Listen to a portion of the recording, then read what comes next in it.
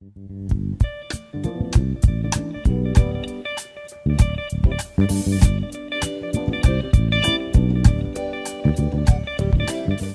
labor, if we look at it in the context of the broad definition, we can say it's any work that will actually impair the health or the mental development and also the social development of the child, more in the context of being deprived of the opportunity to participate in education that can lead to ensuring that they have skills adequate enough to be able to enjoy gainful production activities in their adulthood.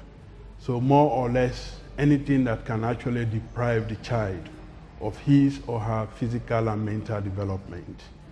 We can block that in the context of child labor. Well, trade unions have a bigger role, many roles, particularly in fighting for the welfare of Kenyans in terms of getting them better remuneration. But because there are also side effects of what we do, the emergence of child labor in this country has been a little bit of a great concern to us in the trade movement. And our role is to try as much as possible, because the child labor in many cases are the places, the workplaces whose members we respect. So our role is maybe to try to embrace upon the Kenyan employers to try to avoid child labor, because in many cases the child laborers are perceived to be cheaper in terms of employing as compared to the adults, and so many employers would like to encourage child labor because it's cheaper for them.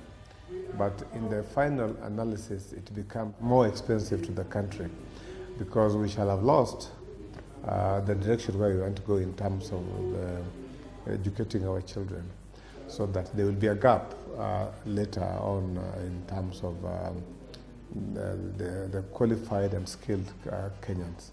So our role is therefore to work together with the government of Kenya, the employers of Kenya through Federation of Kenya Employers, and do advocacy, get out there and sensitize the parents, the government, the employers, and the general Kenyans about the importance of taking our children to school and therefore avoiding the issue of child labor, because it may have a far-reaching effect on the Kenyans in the future. So when you look at child labor, look at forced labor, look at youth unemployment, it's all an economical, problem. I cannot leave Kenya to go and work in the Gulf if I can get some decent work here. It's poverty that is driving me there. I don't have a job here. So, however, I'm hearing the stories that are coming from Saudi Arabia, from the Gulf, in terms of the torture, the sexual assault, working, long hours. I'll still risk my life to go there. You will not find a child in their right mind going into the mines in Shinyanga and actually mining gold if they have some kind of, home at home in terms of food, in terms of some kind of income that the parent is actually getting.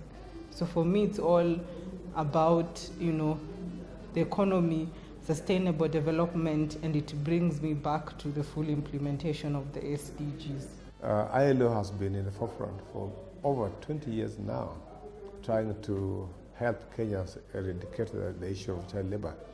If the employers and the government of Kenya address these issues effectively, by now we would have gone a notch higher than we have reached currently.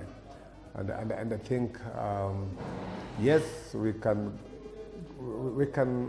talk about sensitization, but do we have a way of monitoring so that we are able to say that this is the percentage we have gone, this is the percentage we have gone since we started this issue.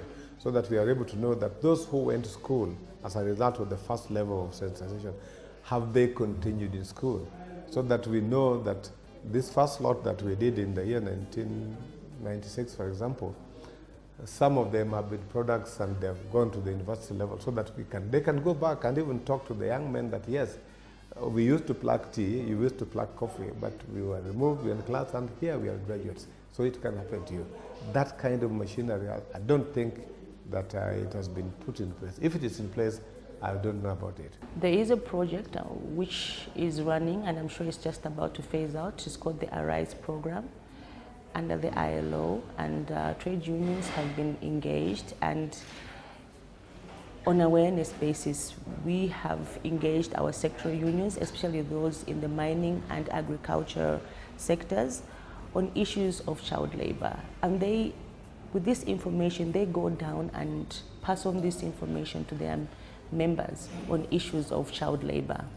And I know that this has had some success in Kaoma and I think Kema, where this project is running, whereby children have actually been taken back to school.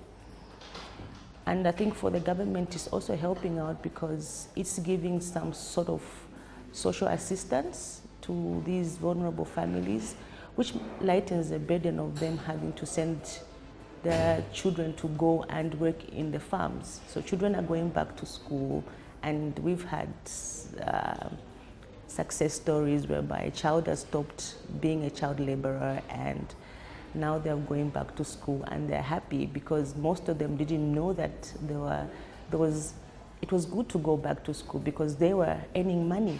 There is need for countries to put in place the minimum age for admission into employment, which should coincide with the age for the completion of, basic education.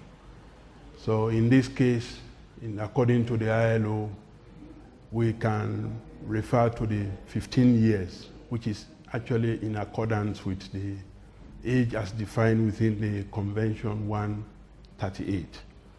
And in the context of the worst forms of child labor, those activities that can really cause damage or harm to the child, those are prohibited.